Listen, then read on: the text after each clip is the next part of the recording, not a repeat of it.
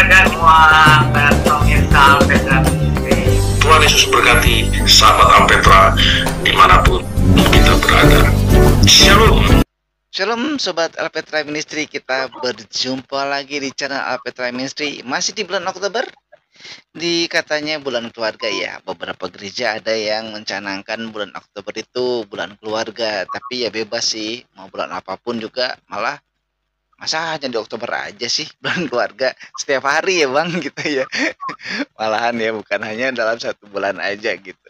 Nah Sobat Alpetra Ministry, di kesempatan kali ini ada satu yang sangat sakral untuk diperbincangkan ya. Dan ini aduh sensitif gitu. Apa sih yang mau diomongin?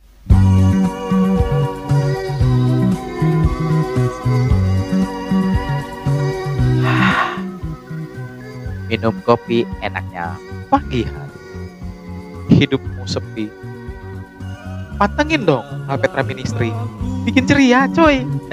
Kopi lagi. Mantap. Maniknya.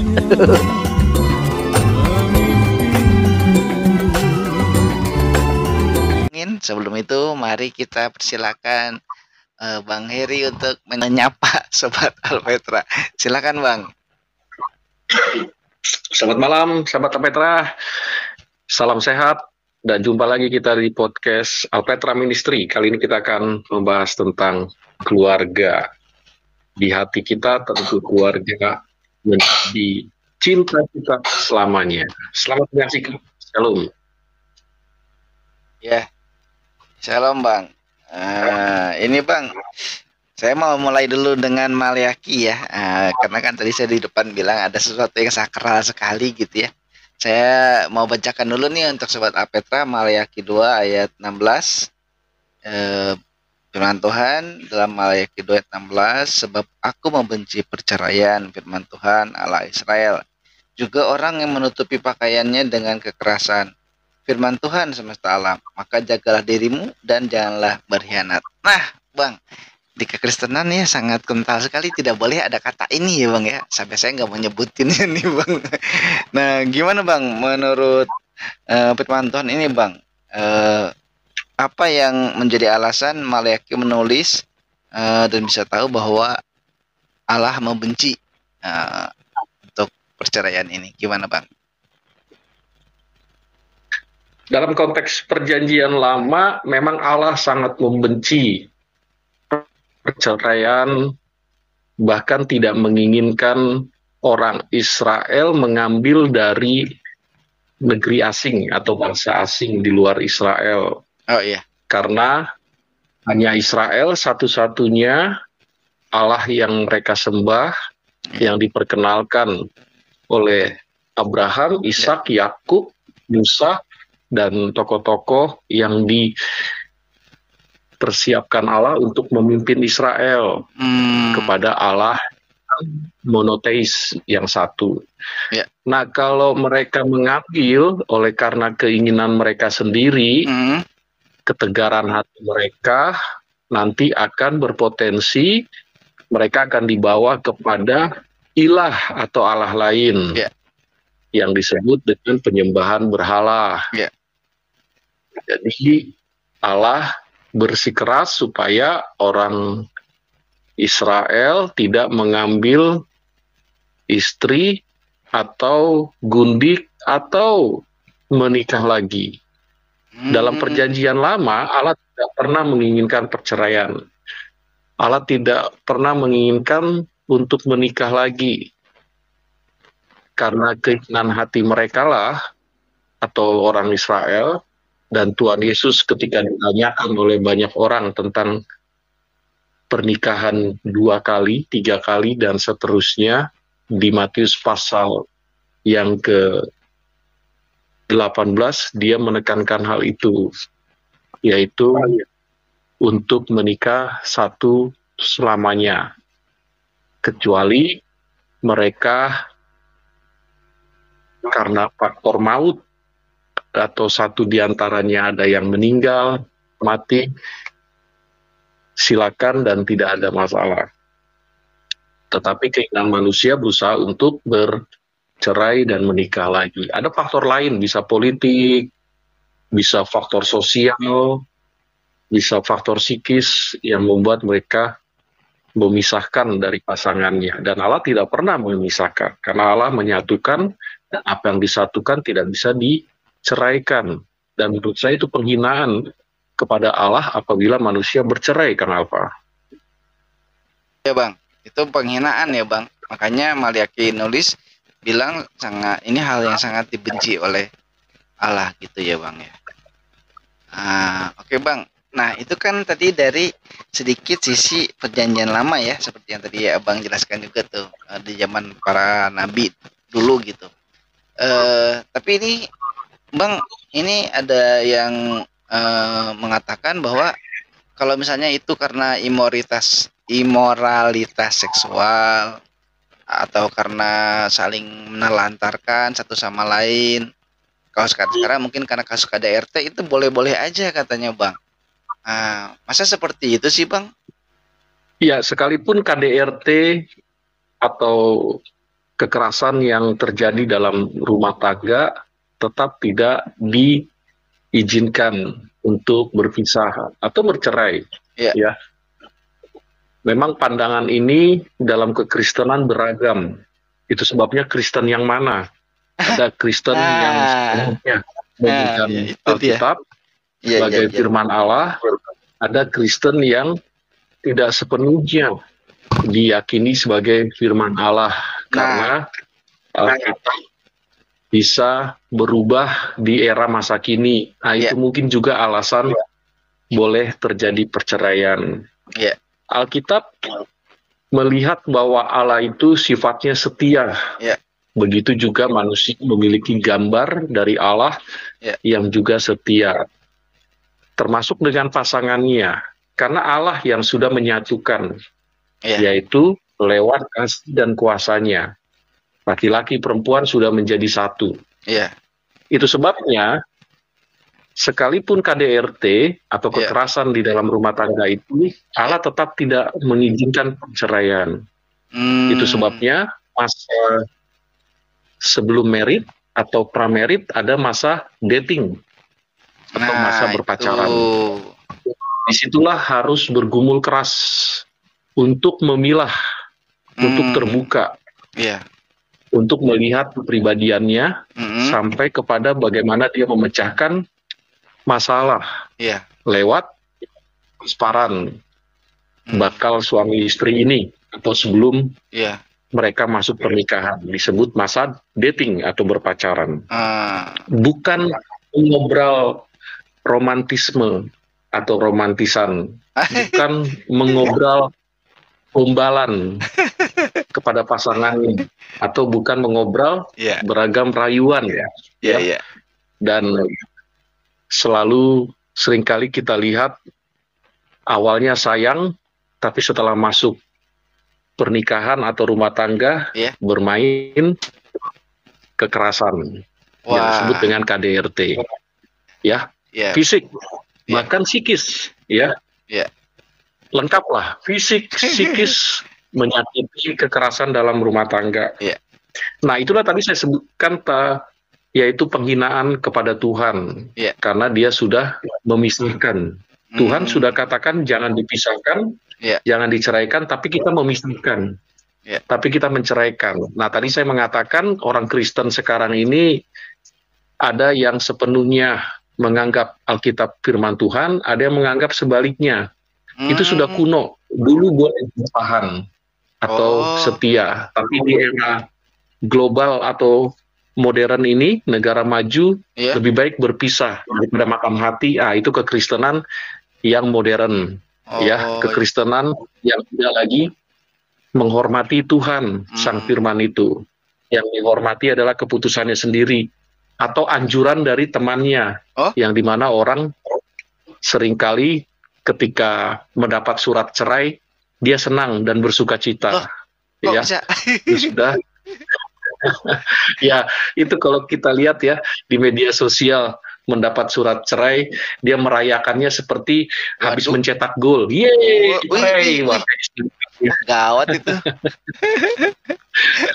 Ya sekalipun orang Kristen juga ada begitu ya, tapi saya kira itu bukan Kristen sejati ya. Iya, Itu Kristen modern iya betul Bang. yang hanyut ya, terbuai, terhisap dengan gaya hidup ya. Perceraian jadi gaya hidup Kang Alfa ya. Iya betul. Selain perceraian menjadi gaya hidup, sudah menjadi hal yang biasa diterima ya, bahkan semakin tinggi pencapaiannya ya di kota-kota besar atau di Indonesia ya. Betul. Karena sudah tidak lagi melihat itu yang sakral, pernikahan itu ya.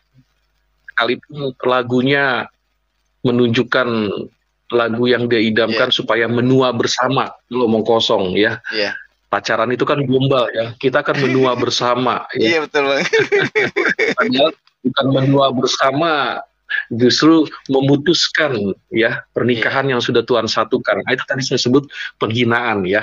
Nah jadi kalau ada orang Kristen begitu ya, dia sampai bercerai, dia sudah menghina Yesus Kang Alfa ya. Sekali lagi dia sudah menghina Yesus. Iya betul. Dia harus mempertanggungjawabkan itu pada Tuhan. Jadi saran saya nih ya, sahabat Aperta atau mungkin ada kalangan sahabat atau saudaranya yang sedang diambang ujung kehancuran rumah tangga, katakan kamu sudah menghina Yesus kalau kamu bercerai. Nah, kamu sudah menduakan apa yang sudah Tuhan satukan. Iya. Dan kamu sedang melakukan pemberontakan terhadap Allah. Iya. Katakan begitu kepada mereka atau teman Kristen. Jangan jadikan perceraian gaya hidup, tidak tepat ya. Iya betul. Saya jadi pengen ketawa tadi abang bilang iya lagi pacaran mah gombal-gombalan, ya justru saling bohongin. Harusnya kan nggak gitu ya bang. Tadi kata abang juga itu diperlukan. Iya betul sekali, dalam berpacaran harus saling menciptakan konflik. Ya kan? Jadi ketahuan kan ya bang ya, aslinya. Dengan adanya konflik ketahuan ini layak gak untuk maju ke pernikahan atau pernikahan kudus. Kalau nggak layak karena saling jual keegoisannya, jangan dilanjutkan. Iya betul bang. Ya. Iya, nah itu. Karena saling jual atau pamer romantis baik ya.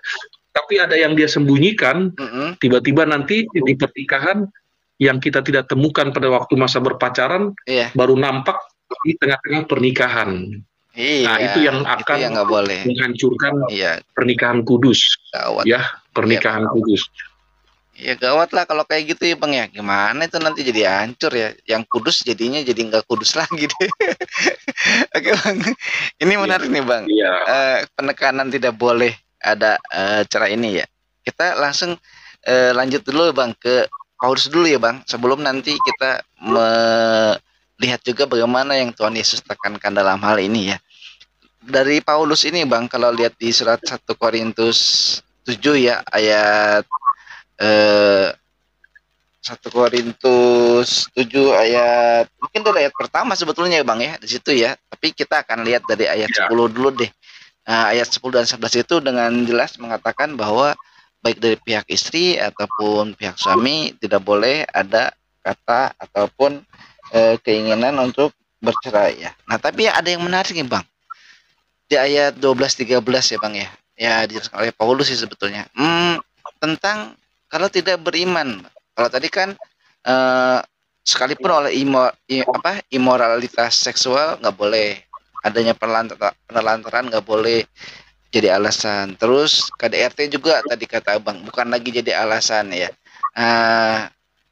Nah nanti saya juga akan tanyakan solusinya itu tentang kalau ada hal-hal seperti itu bagaimana ya. Tapi sebelum masuk ke sana dan sebelum kita mendengarkan dari abang tentang apa yang diajarkan Tuhan Yesus, ini kalau di surat Rasul Paulus ini bang ke jemaat Korintus ada di ayat ke-12 dan 13 gitu, mungkin sampai ke bawahnya ya, di 1 Korintus 7 itu tentang kalau tidak satu iman bang. Nah ini jadi alasan juga bang, padahal Tuhan bilang nggak boleh ya bang, tapi katanya di ayat yang 15-nya boleh.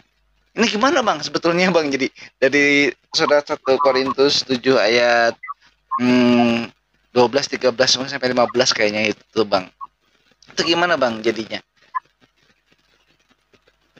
Ya, sahabat Petra dan pemirsa, kita melihat Alkitab konsisten dengan apa yang dituliskan di dalamnya ya, baik oleh nabi, baik oleh rasul yang memang mereka dipercayakan.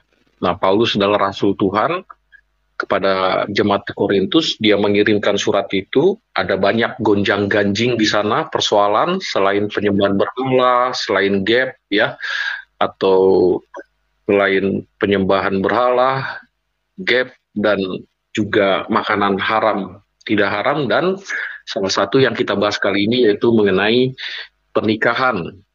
Dan sebelumnya untuk masuk ke sana, pernikahan kudus, sakral, yang dimana Tuhan menyatukan, Paulus tekankan supaya mendapatkan yang seiman, ya, seiman, yang mendapatkan orang yang mencintai Tuhan, supaya di dalam keluarga atau pernikahannya tidak membawa dia kepada ilah atau Allah lain. Nah, di ayat tadi yang dikatakan oleh Paulus, orang Korintus yang sudah apa? Yang sudah menikah tapi ada pasangannya belum beriman kepada Yesus, bawalah dia, yakinkanlah dia bahwa Yesus itu juru selamat. Yesus itu keselamatan. Yakinkan. Jangan sampai dianya yang diyakinkan untuk terbuai dan masuk ke dalam keimanannya. Nah, dengan demikian, di pasal 7 itu, 1 Korintus, Paulus mengingatkan, karena pada saat orang Korintus sudah percaya kepada Kristus, ya, dan ada di antara mereka yang pasangannya belum percaya, bawalah kepada Tuhan, berdoalah, berlaku hidup dengan kehidupan yang baik, teladan. Kalau sudah menjadi hidup yang baru, ya, jangan lagi melakukan dosa, gaya hidup yang lama, supaya mereka melihat surat Kristus dalam diri orang itu. Terang Kristus. Nah, itulah yang dimaksudkan. Nah, keputusan di tengah-tengah keluarga atau pernikahan Kristen untuk hidup kepada jalannya masing-masing itu keliru. Ya, keliru. Itu salah. Paulus anjurkan supaya bawa orang itu kepada Yesus. Menangkan, doakan, dan ada kemenangan. Saya kira begitu ya, Kang Alfa. Tapi ini Bang, di ayat 15 ini ya Bang, mungkin bisa saya bacain dulu ya. Tetapi kalau orang yang tidak beriman itu mau bercerai, biarlah ia bercerai. Dalam hal yang demikian, saudara atau saudari tidak terikat, tetapi Allah memanggil kamu untuk hidup dalam damai sejahtera. Nah, ini gimana Bang? Tapi kalau orang yang tidak beriman itu mau bercerai, ya udah cerai aja gitu ya. Seolah-olah gitu Bang. Ini gimana Bang? Kan dalam hal yang demikian saudara atau saudari tidak terikat gitu. Padahal kan pernikahan ya tadi kan saya katakan, ya tadi saya katakan ada situasi di mana orang yang sudah hidup di dalam Kristus tapi ada pasangannya yang tidak mau, yang bertahan dengan keimanannya, dan mungkin dia ingin memisahkan ya dari keluarganya karena melihat bahwa suaminya atau istrinya hidup dalam mau sepihak berjalan pada imannya sendiri. Nah, sebabnya Paulus menganjurkan jangan ya besar, karena tidak mungkin gelap itu tidak mungkin keimanan kepada Yesus dapat bersatu dalam satu rumah keluarga. Nah, tapi karena orang itu meminta untuk berpisah, ya biarkan aja orang itu minta untuk ya biarkan, karena memang orang itu belum tahu Yesus, ya. Tapi dalam konteks orang yang sudah disatukan dan dua-duanya sudah menjadi satu, yaitu suami dan istri atau laki-laki dengan perempuan, lalu dia bercerai dan memisahkan, itu yang tidak dianjurkan, itu yang disebut penghinaan pada Yesus, itu yang disebut pemberontakan. Dan yang menyatukan adalah Allah, dalam nama Allah, dalam nama Anak, dalam nama Roh Kudus, yang menyatukan mereka dalam pernikahan yang kudus. Tapi kalau diceraikan, itu pemberontakan.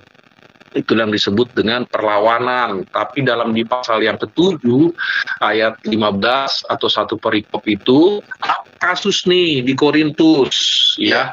Ada satu case yang mengatakan bahwa istri atau suaminya masih belum percaya kepada Kristus. Di ayat sebelumnya, Injilinlah, bawalah kepada Kristus, menangkanlah. Di ayat terakhirnya, yang tadi ayat 15, tapi kalau dia masih tetap pada kehidupan untuk menolak, bahkan memisahkan, ya biarin. Ya, itu udah bukan urusan kita, itu udah urusan Tuhan. Dia mau mengikut kita. Kita berharap dia tidak mau memisahkan dari keluarga, istri, anak, ya, atau suami, ya. Nah, itu sebabnya Paulus di ayat itu jauh sebelumnya mengatakan, kalau lagi berpacaran, kalau lagi menjalin hubungan, kalau lagi dekat dengan pasangan yang beda jenis dan mau serius, carilah yang seimbang, carilah yang seimbang. Nah, itu kan tegas kan, supaya nanti waktu menikah nggak ribet, ya, nggak jadi berkumpul keras, ya, atau nggak jadi terganggu dalam menjalankan keluarga atau pernikahannya. Ya, betul. Kesalahan keluarga, khususnya dalam konteks kekristenan, yaitu biarkan mereka mengambil jalannya sendiri atau keimanannya sendiri. Nah, itu salah, ya, karena tidak mungkin gelap dan terang satu, tidak mungkin, ya, tidak mungkin. Tapi buat anak muda, ya. Puji Tuhan, saudara, dan kita tetap mengingat ya prioritas di dalam kehidupan kita. Cinta Tuhan, cinta keluarga, jaga kesehatan. Atau remaja juga yang siap-siap, ya. Jangan jadikan berpacaran itu gaya hidup karena nafsu, karena tren. Iya, Pak. Tapi jadikan sebagai persiapan untuk pernikahan kudus, yaitu dengan berdoa kepada Tuhan, ya, dengan mengenal lebih dalam pasangannya, apakah pribadinya hidup di dalam Kristus. Kalau tidak, itulah yang dikatakan Alkitab, harus seiman. Yang tidak seiman, ya, orang yang di luar Yesus saja menginginkan dalam pernikahannya yang seiman menurut mereka. Masa kita yang itu dalam Yesus tidak mau? Ironis kan? Iya dong. Iya, betul, Pak. Nah, itu juga ya. Nah, Sobat Apetra, kan tadi ya penjelasan dari Bapak Pendeta Heri ya. Tolong itu dicatat dengan baik gitu, karena kalau saudara kita, teman kita, sahabat kita ada yang seperti gini, seperti gitu, terus Sobat Apetra mendengar khotbah dari seseorang ya tentang cerai itu boleh, ini begini loh, begini tuh, nggak ada tadi kata Bang Heri ya. Nah, lalu pertanyaannya, kalau sekarang ada kekerasan dalam rumah tangga, bagaimana? Pasti ada solusinya ya Bang ya. Kalaupun ada kekerasan, misalnya ada seperti ditelantarkan gitu, penelantaran, pasti ada solusinya ya Bang ya. Ya, pasti ada solusinya. Solusinya adalah dia harus mengaku dosa, dia harus menyesali bahwa dulu selama ini pacaran gombal, ya, bahwa pacarannya yang ghosting, yang punya kedalaman hati, ya, sehingga pada waktu pernikahan bermain fisik, bermain psikis, ya, hati. Nah, jadi itu kesalahan siapa? Apakah kesalahan Tuhan? Tidak, kesalahan dia memilih pasangannya. Karena tidak ada Tuhan intervensi campur tangan, kita memilih pasangan. Yang ada adalah kita meminta Tuhan memberkati proses pilihan kita itu. Nah, itu. Atau Tuhan ikut di dalam doa dan harapan kita untuk jodoh. Nah, karena tidak mungkin Tuhan menetapkan jodoh, ya. Tuhan hanya membimbing kita, ya jodohnya harus seimbang, ya. Dan takut hormat akan Tuhan. Iya. Nah, jadi orang yang melakukan kekerasan, dia harus akui dulu di hadapan Tuhan bahwa dia waktu pacaran keliru, ya. Termakan kegombalan pasangannya. Iya. Betul, Bang. Ketikannya, kegantengannya, kekayaannya. Tapi dia tidak mau bagaimana waktu berpacaran lebih banyak konflik pada romantisnya. Nah, itu.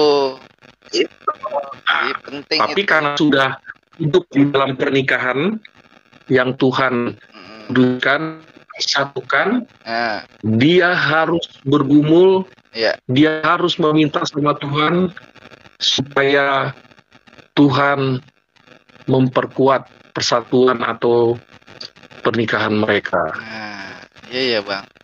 Makanya lagi pacaran itu nggak apa-apa. Jadi tidak boleh cerai. Iya. Jangan sampai mengatakan menyesal saya memilih kamu. Nah itu karena waktu pacaran kebanyakan gombal ya. Nah ya itu Bang. Mestinya ditanya dulu. Nanti kita kalau sudah betul. Kebanyakan tameng.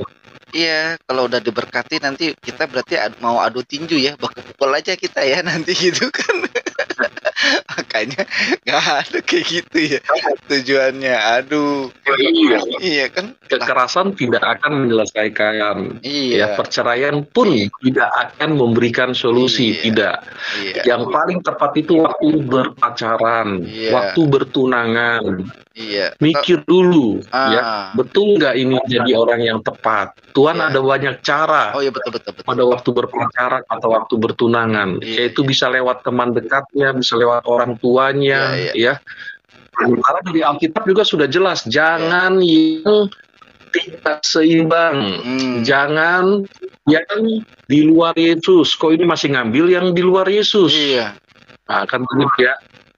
Jangan terjebak dengan kekayaan, kecantikan, kepolekan, ya, atau bodinya kayak gitar Spanyol. Jangan terjebak dengan, ya. Nanti kalau udah istrinya gemoy, gode, dia menyesal, lari ke tempat lain. Nah itu juga mungkin alasan perceraian, ya. Atau dulu dia kaya waktu pacaran, Bang. Tetapi setelah nikah jatuh miskin. Nah itu. Atau dulu dia sehat waktu pacaran, tapi waktu menikah, stroke dan lain sebagainya. Nah, apakah siap?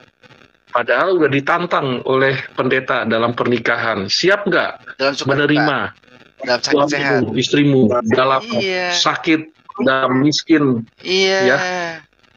Kalau dia bilang siap, ya jangan digebukin pada waktu menjalankan pernikahan. Nah itu penghinaan pada Yesus yang sudah menyatukan, berontakan bahkan, ya dia harus mengaku dosa, menyesali itu. Iya betul. Ya, tapi kalau ada orang Kristen yang mengatakan boleh cerai, karena sudah dipukulin, mukanya sudah kena gementak, sampai nggak dikenali mukanya, baik cerai, itu bodoh. Ya, itu bodoh. Kenapa dia nggak ke polisi, visum buat bukti, kan beres. Nah itu ada solusinya kan, berarti kan. Masa iya polisi membantu, ya. Bukan berarti apa kalau dikenain kekerasan gitu terus diem gitu, terus ini kan Tuhan Yesus tidak boleh bilang enggak, pergi, betul kata Abang tadi kan, lapor. Nah firman Tuhan juga bilang ya Bang, kalau ada masalah itu di Matius 18 kan, kita tadi Abang di awal sempat nyinggung sih, pergi ke gereja misalnya, diobrolin, dikomunikasiin sama pendetanya atau sama siapa gitu ya yang bisa dipercaya, terus bawa 1-2 orang lagi supaya ada saksi, ada ini, komunikasikan. Kalau memang itu melanggar, ya kayak kekerasan itu kan melanggar ya Bang ya, melanggar hukum ya. Iya. Ya itu tinggal dilaporin kata Abang tadi di visum. Gitu, cari jalan keluarnya. Gitu kan, bukan berarti karena ini ya udah nggak bisa. Terus juga Bang, yang berikutnya kan yang katanya kan penelantaran ya Bang ya, itu kan juga menelantarkan itu karena mungkin ekonomi ya Bang ya, atau tadi kata Abang ketemu yang bodinya gitar Spanyol gitu ya Bang ya.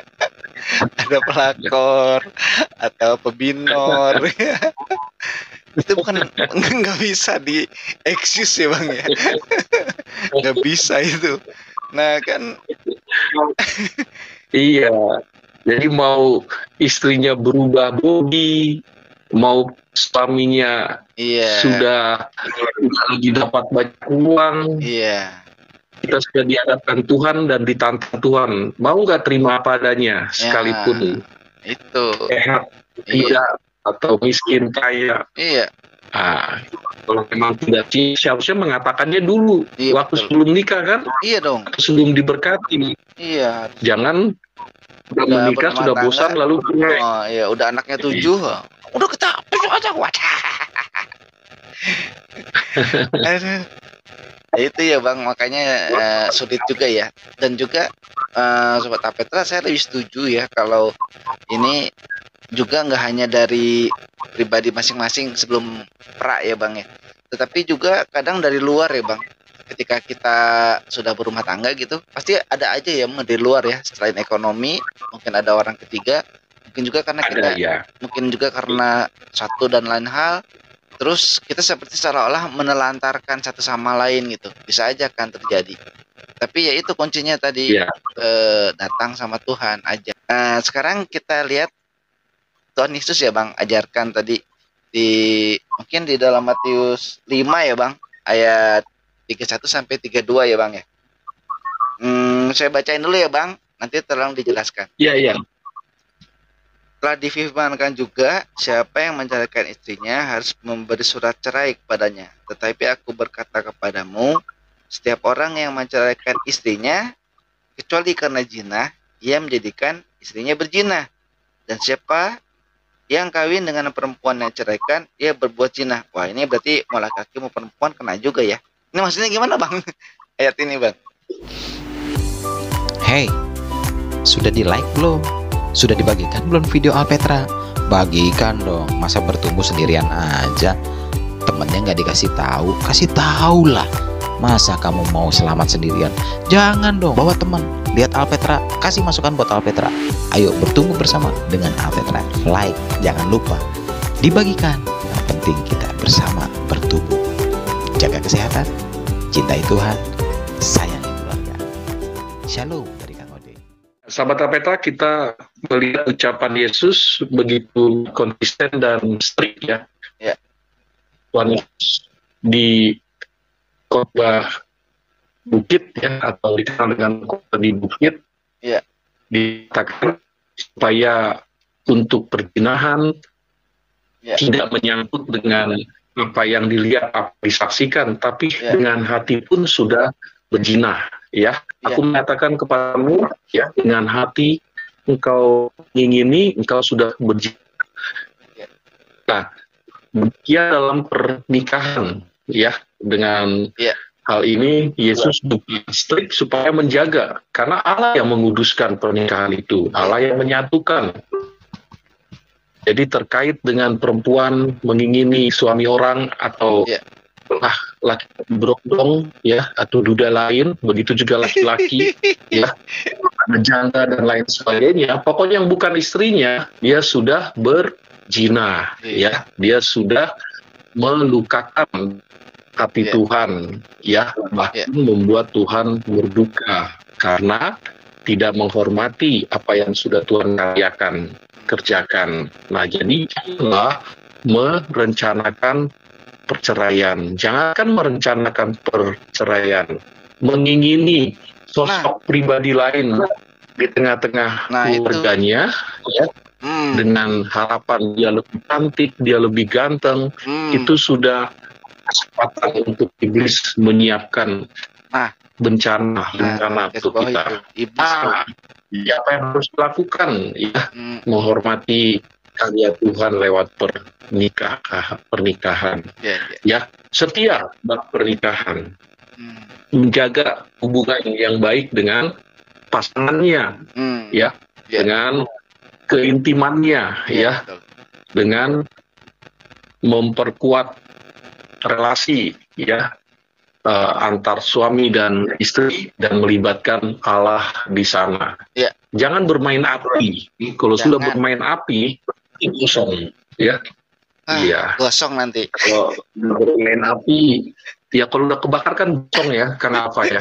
Ini sudah tidak ada lagi dalam konteks pernikahan ya. Artinya sudah tidak ada lagi rumah tangga. Karena ada pribadi lain, ada oknum lain. Ya, seperti itu. Yang selama ini terjaga baik, ya, tapi tiba-tiba tanda-tanda muncul, ya, tanda-tanda mulai hilang, tidak ada lagi kata-kata untuk mengasihi, menyayangi pasangannya, tidak ada lagi suasana atau atmosfer di tengah-tengah keluarga antara suami istri, anak, ya, atau anak dengan suami istri atau suami sudah lainnya, ya, itu sudah tidak lagi dinikmati, ya. Yang ada adalah bagaimana memikirkan untuk cerai, ya. Baik secara resmi atau secara tidak resmi, ya. Bagi Allah, baik resmi maupun tidak resmi itu adalah pemberontakan terhadap kejian, ya. Dan itu yang dibenci sama Allah. Nah, tapi kalau ada pendeta yang menganjurkan cerai aja, ya, atau ada pendeta yang menganjurkan supaya melakukan lobby-lobby termasuk berpisah, ini yang disebut dengan mungkin kekristenan yang progresif, ya. Iya, bisa jangan diikutin lah itu. Pendeta yang karena faktor kasihan, ya, pendeta yang karena humanis, ya, mencoba cari solusi asalkan tidak membuat hatinya terluka, ya, yaitu dengan cara nasihat untuk berpisah. Itu ya, Sobat Petra, ya. Jadi penting nih, ya, walaupun gimana pun juga katakan tidak, ya, tetap harus bersatu gitu. Bang, ini kalau lihat dari ajaran Tuhan Yesus lagi ya, Bang, di Matius 19 itu, ya, mungkin Sobat Petra bisa membaca sendiri di rumah, ya, Matius 19 ayat 1 tuh sampai 1 perikop lah itu sangat penting, ya, untuk diperhatikan. Tapi saya ingin melihat bahwa di Matius 19 ini ayat 6 itu paling terkenal, ya, Bang, ya. Demikianlah mereka bukan lagi dua melainkan satu, karena itu apa yang telah dipersatukan Allah tidak boleh diceraikan manusia, ya. Jadi yang menceraikan itu kan manusia, bukan Allah, ya, Bang, ya. Allah gak mau tuh. Bahkan di Maliaki tadi dibilang Allah membenci, ya, gitu. Dan jangan sampai kita sampai ke situ, ya. Itu saya sendiri kalau nyebut kata itu kayaknya males gitu, Bang. Karena waduh, bukan godaan, ya, ujian ke situ ada sih pasti, ya. Ujian ke situ pasti ada gitu. Dan berusaha untuk bisa melewati hal itu dengan berdasarkan takut sama Tuhan. Dan ya, saya mau nikah sama istri saya tujuannya apa? Kalau untuk bercerai, ya, untuk apa gitu kan? Terus punya anak jadi korban juga. Waduh, banyak, ya, contoh anak-anak yang broken home itu atau yang karena perceraian hidupnya berantakan. Yang paling saya salahkan kayak gitu adalah ya orang tuanya yang bercerai gitu, ya. Karena itu dapat hukuman dari Tuhannya kayaknya berat juga, ya, Bang, ya, kalau sampai kayak gitu, ya. Oke, Bang, sebagai penutup, Bang, nanti biar kalau ada yang kurang Sobat Petra bisa nanya aja, ya, di kolom komentar. Sebagai penutup seperti biasa, Bang, silakan, Bang. Iya, Sahabat Petra, kalau mau bercerai, cerailah waktu berpacaran. Cerailah waktu berhubungan. Jangan bercerai pada waktu menikah. Itu penghinaan kepada Tuhan. Nah, Sahabat Petra, hormati Tuhan yang sudah mengirimmu jodoh, ya, dan di mana kita request kepada Tuhan, ya, dan Tuhan approve, mendukung apa yang menjadi pilihan. Itu sebabnya pernikahan bukan untuk diceraikan. Pernikahan bukan untuk menghajar pasangannya. Apalagi dia wanita, orang yang lemah tapi dia strong mendukung sebagai suami, sebagai pemimpin ya di rumah keluarga.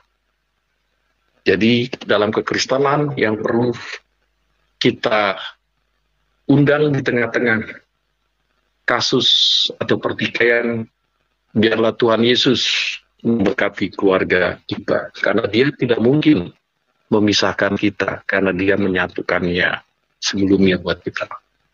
Terima kasih sahabat Petra. Kiranya ini bermanfaat untuk kita semua. Tuhan Yesus memberkati. Nah, sahabat Apetra yang dikasih oleh Tuhan Yesus Kristus, demikian apa yang disampaikan oleh Bapak Pendeta Heri. Dan sampai sini perjumpaan kita. Salam cinta Tuhan, sayang keluarga, jaga kesehatan. Sayang keluarga, jaga kesehatan. Shalom, Maranatha. Shalom, Tuhan Yesus memberkati.